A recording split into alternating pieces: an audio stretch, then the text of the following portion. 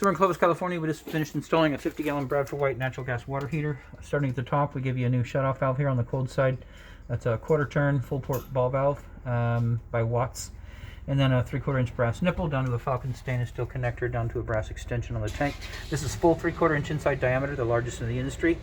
They're expensive, but that's what we like, that's what we use. Same thing on this side. We did give you a new nipple coming out of the wall on the hot side, just so it seats well against this new rubber gasket inside this hose, so that's good. And then Falcon stainless steel connector down to the brass extension as well. I gave you a new vent going up into the roof, so that's your ceiling bucket. It's up in there somewhere. Actually, you can see it right here. That's your ceiling bucket. And then single wall vent going into it. So brand new pipe, brand new adjustable 90. Draft diverter comes with the unit, so that's tied in and good.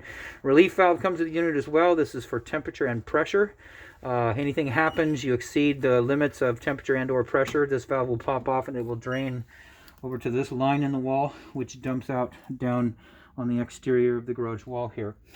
So that's everything up here. Up on the upper third, we've got you an adjustable strap right here.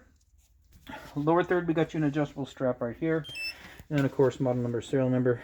You can go to bradfordwhite.com, give them the serial number and your contact info, get your warranty going on that. And then, of course, last thing, give you a new gas valve. So brand new gas valve, brand new gas connector over to the controller.